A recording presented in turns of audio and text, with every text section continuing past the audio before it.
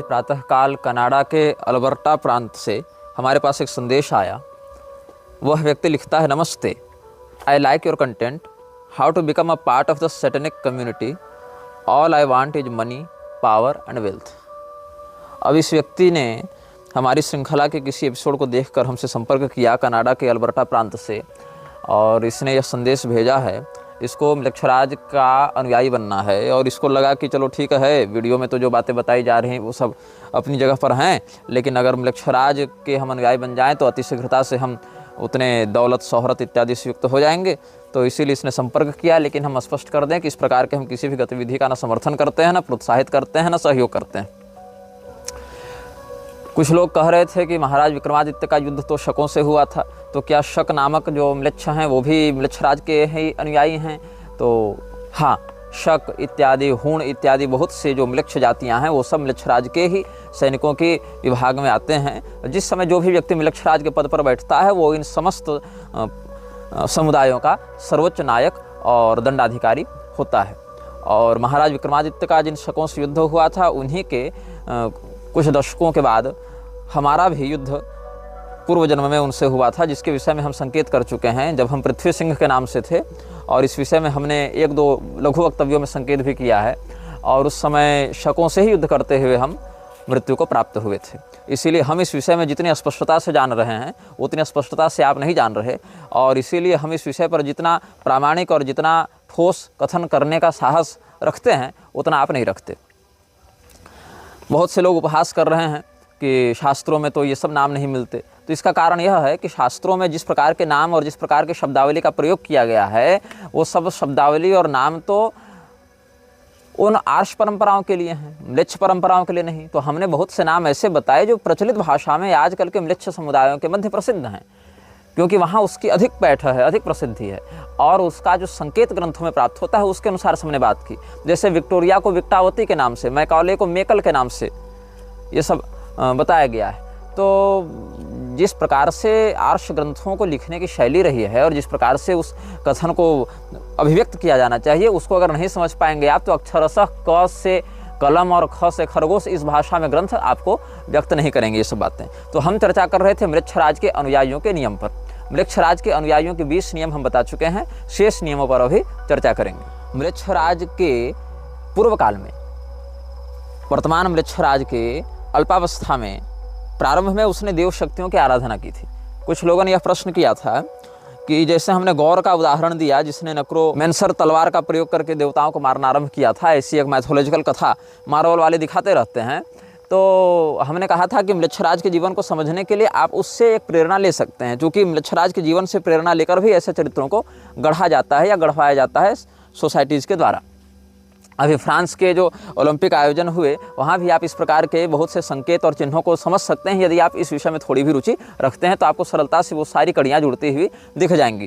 तो मृक्षराज प्रारंभिक अवस्था में तो सही मार्ग पर ही चलने का प्रयास कर रहा था, लेकिन क्या हुआ कि जिन मंत्रों का प्रयोग करके वह देवताओं को आहुति प्रदान करता था उन मंत्रों में वह अधिकृत नहीं था, और उन आहुतियों के देवताओं के पास पहुंचने पर देवता उन आहुतियों का बहिष्कार करते थे, परित्याग करते थे, अशुचि मानकर उन आज्यों को अमेध्य मानकर अस्वीकार करते थे, जिसके कारण यह परिश्रम तो करता था किंतु देव शक्तियाँ प्रसन्न नहीं होती थी, अभीष्ट फल प्रदान नहीं होती थी। क्योंकि इष्टान भोगान हिवो देवा दास्यन्ते यज्ञ भाविता तर्दत्तान प्रदायभ्यो यो भुंक्तेस्तेन एव सह। तो इष्टान भोगान हिवो देवा दास्यन्ते यज्ञ भाविता, और यज्ञ क्या है? यज्ञ विधिपूर्वक किए जाने पर ही अभिष्ट फल को प्रदान करता है। अनधिकारी के द्वारा अविधिपूर्वक किया गया यज्ञ दुष्कृत को जन्म देता है, अशुभ परिणाम को जन्म देता है। तो अशुचि हवि का जब बहिष्कार देवताओं ने किया इसके प्रति तो ये बहुत क्रोधित हो गया और इसने मूर्ति भंजन का संकल्प लिया, और वहीं से यह पैशाचिक शक्तियों का आराधक बन गया। और उसके बाद उसको कलयुग के 15 प्रधान अनर्थकारी तत्वों का परिचय प्राप्त हुआ। वहीं से उसको आगे फिर नायकत्व की संसिद्धि कराई गई म्लेच्छों के समुदाय के विस्तार के लिए। तो यही कारण है कि मृक्षराज के निर्देश से जब भारत में मूर्ति भंजन करके मृक्षराज के पास पहुंचाया गया मूर्तियों को, शालग्राम शिलाओं को, और वहां पर अपने चरण के नीचे मृक्षराज के सैनिक उसका मर्दन करने लगे, तब देवराज इंद्र ने वज्र प्रहार के माध्यम से मृक्षराज की सेना के एक बहुत बड़े भाग को नष्ट कर दिया था और देवताओं ने उन देव प्रतिमाओं को उठाकर गंडकी नदी में डाल दिया था। और इसका संकेत भी आपको भविष्य पुराण में प्राप्त हो जाएगा और पिछले अनुभाग में हम इसको संक्षेपतः अभिव्यक्त भी कर चुके हैं।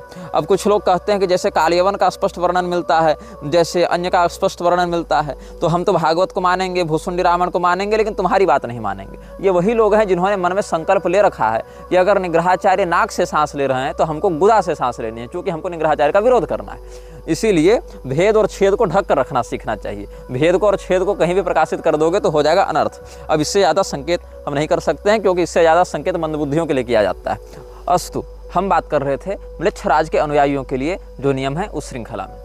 म्लेच्छराज के अनुयायियों के लिए जो 21वां नियम है उसके आधार पर यह बात बताई गई है, किसी भी व्यक्ति को इतना मजबूर मत कर दो कि वह अपने अस्तित्व के लिए लड़ने पर विवश हो जाए, तब तक जब तक कि तुम स्वयं अपने अस्तित्व को दांव पर लगाने के लिए तैयार नहीं हो। अब जैसे मैं उदाहरण देता हूँ, अब कोई व्यक्ति मुझ पर आक्रमण कर रहा है, मैं चारों ओर से घिर गया हूँ, इधर कुआं है, इधर खाई है, सामने जंगल है या जो भी है, अपना ज्वालामुखी या जो भी है, पीछे वृक्ष है। अब मेरे पास भागने के लिए कोई अवसर नहीं बचा, कोई उपाय नहीं बचा, तो क्या होगा?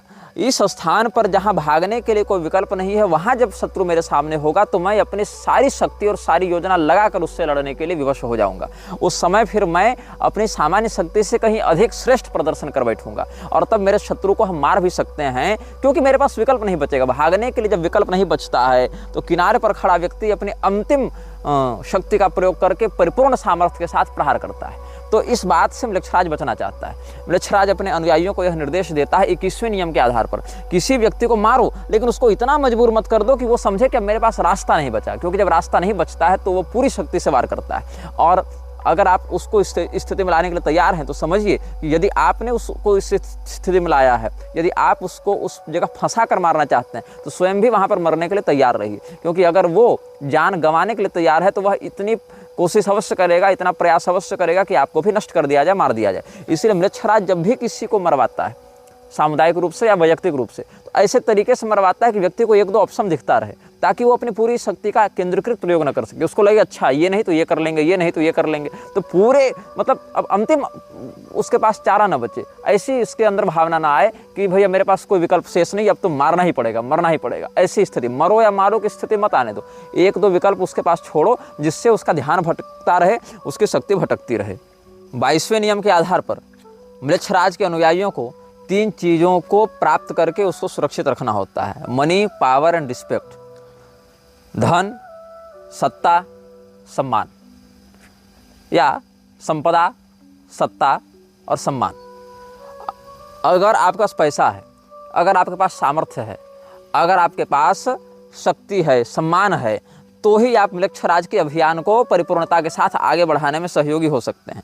यदि आपके पास पैसा नहीं है, यदि आपके पास सम्मान नहीं है, यदि आपके पास सामर्थ्य नहीं है, पैसा नहीं है तो लोग आकर्षित नहीं होंगे, सम्मान नहीं है तो आकर्षित हुआ व्यक्ति भी चला जाएगा, और सामर्थ्य नहीं है तो आप धन का इच्छानुसार प्रयोग नहीं कर सकते, पैसा नहीं कमा सकते। इसलिए तीनों एक दूसरे से जुड़े हुए हैं। लेकिन इन तीनों में भी सम्मान आपके पास होना चाहिए, मतलब सामाजिक रूप से आप समाज में प्रसिद्ध और प्रतिष्ठित होने चाहिए, क्योंकि अप्रतिष्ठित रहेंगे, बदनाम रहेंगे, यदि आपकी छवि बहुत खराब रहेगी तो लोग आपकी ओर आएंगे नहीं, जुड़ेंगे नहीं, आपकी बात से प्रभावित नहीं होंगे। तो म्लेच्छराज के विषय में जो आप अपना अभियान सफल करवाना चाहते हैं, म्लेच्छराज के सिद्धांत को उसके हृदय में स्थापित करना चाहते हैं, वो कैसे होगा? इसीलिए आपको सबसे पहले प्रतिष्ठित होना पड़ेगा, पैसे वाला बनना पड़ेगा, सम्मानित होना पड़ेगा, सामर्थ्यवान बनना पड़ेगा, ताकि लोग देखें अरे इनका सामर्थ्य तो देखो, इतने बड़े बड़े लोग इनके पास आते हैं, अरे इनका वैभव तो देखो, इतना बड़ा बड़ा इनका जो है महल है, कार का काफिला है, इतने बड़े बड़े इनके घर हैं, तो इसका अर्थ एक बहुत अच्छे व्यक्ति होंगे, बहुत सम्मानित व्यक्ति होंगे। और पैसा जिसके पास होता है उसके पाप तो पैसा से ही ढक देता है समाज,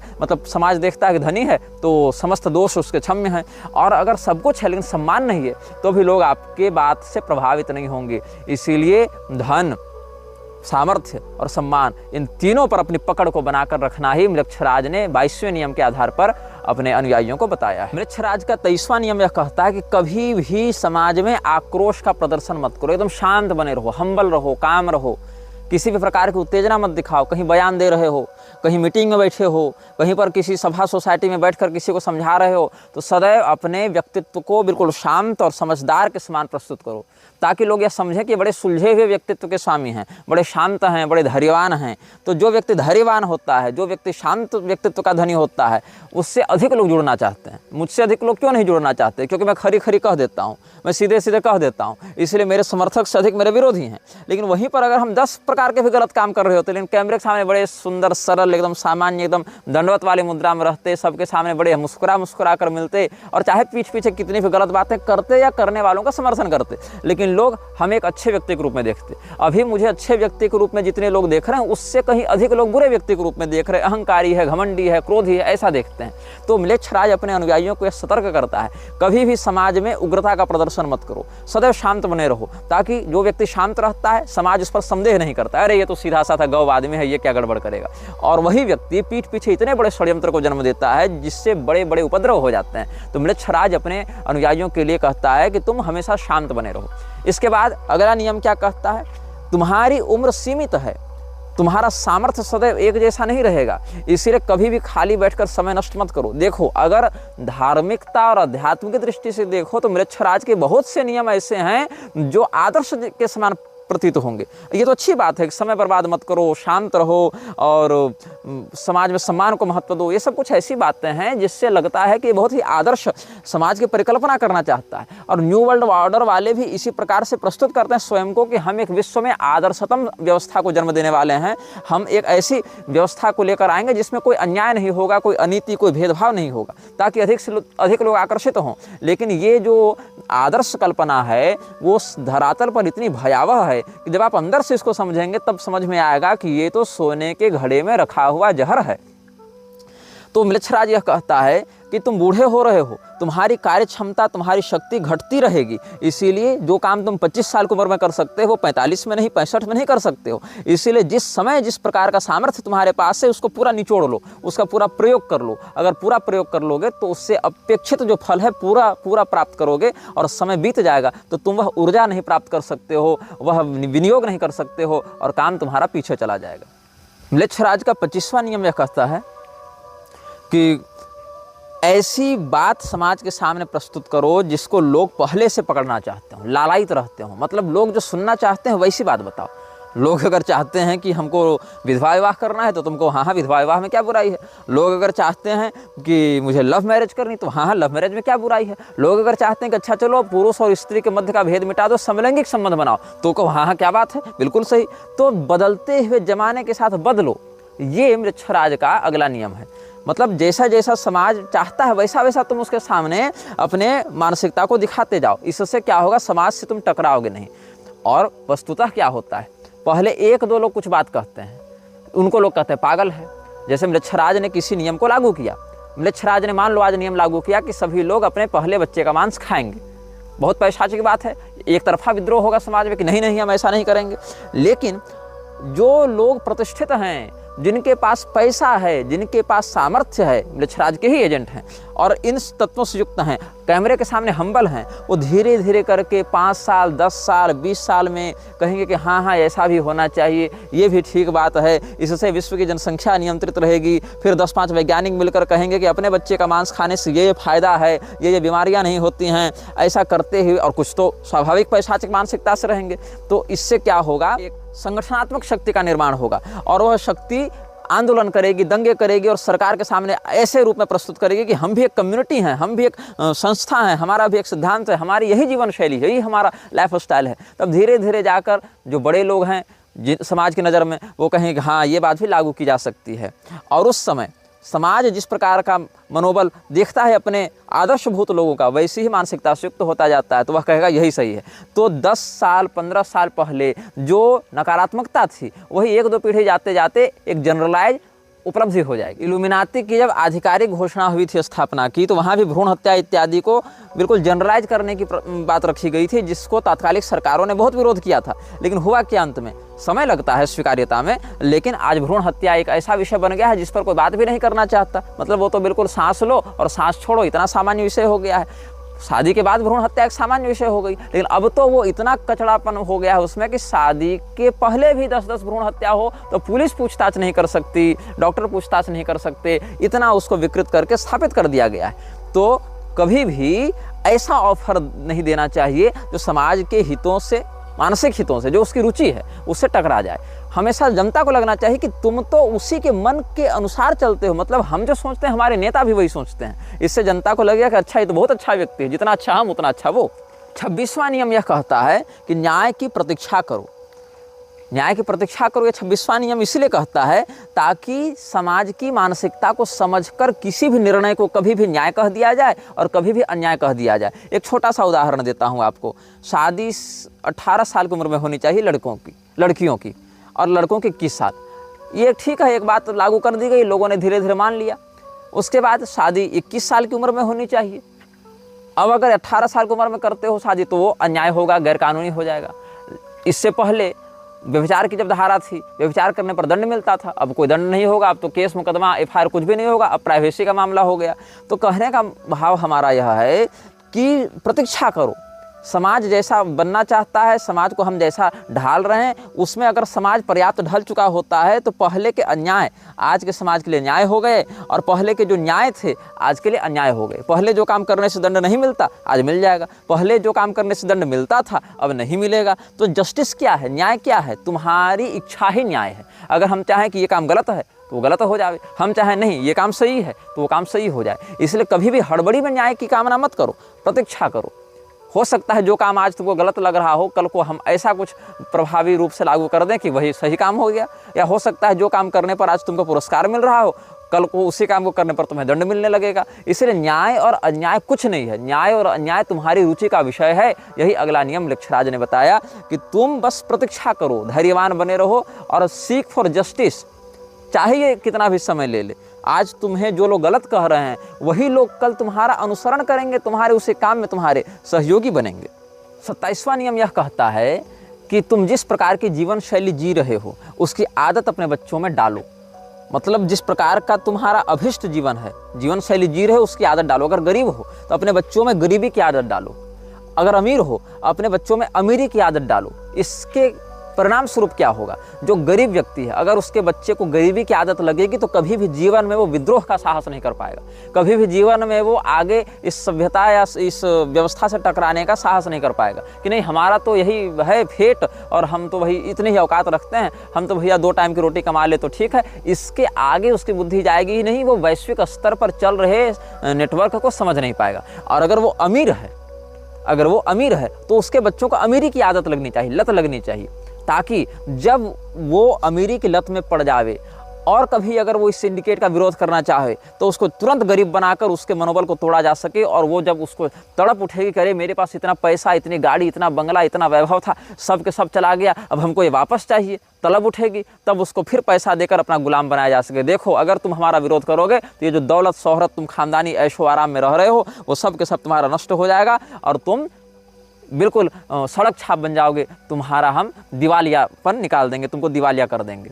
तो ये अगला नियम है कि जो तुम्हारा बच्चा है उसमें अपने ही स्थिति की लत डालो। गरीब है तो गरीब बनने रहने दो उसको, ताकि वो विद्रोह न कर सके और उसकी बुद्धि अपनी रोटी के आगे न जा सके। और अगर तुम अमीर हो तो अपनी अय्याशी को पूरा करने के लिए तुम हमारे गुलाम बने रहो। मृक्षराज का 28वां नियम यह कहता है यदि तुमने कोई ऐसा कार्य कर दिया है जिससे हमारे अभियान को खतरा है तो उस काम की भरपाई तुम ही करोगे, उस गलती की भरपाई तुम ही करोगे। ये नहीं कि हमने गलती कर दी और भरपाई करने हमारे सीनियर अधिकारी आएंगे, नहीं।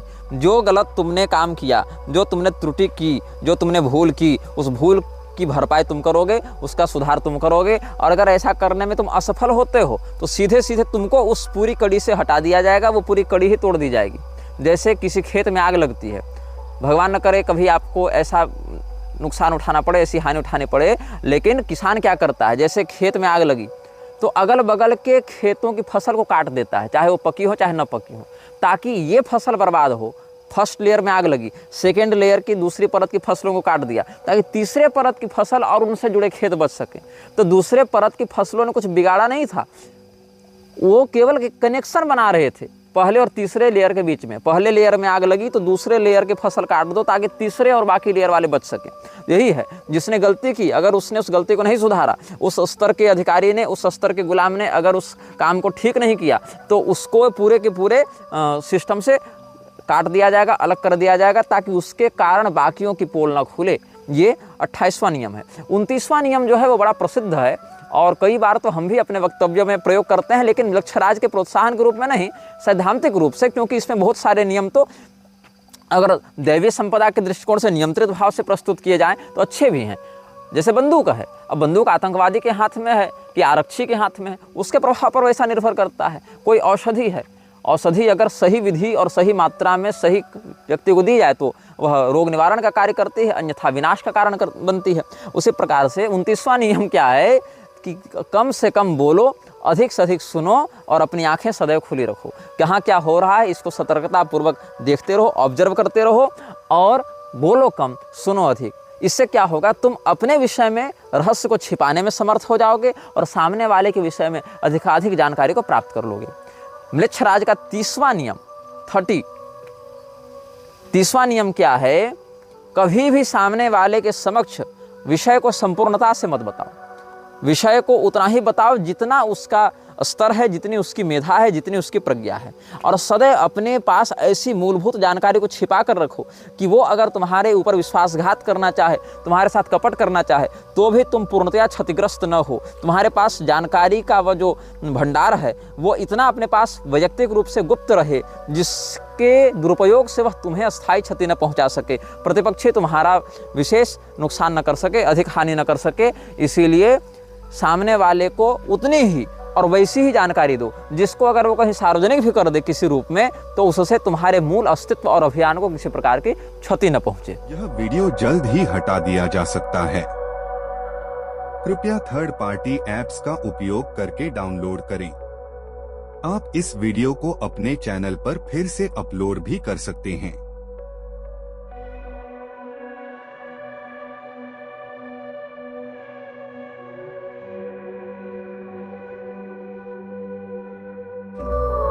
This video may get deleted soon. Please download using third-party apps. You may also re-upload this video on your channels. Thank you.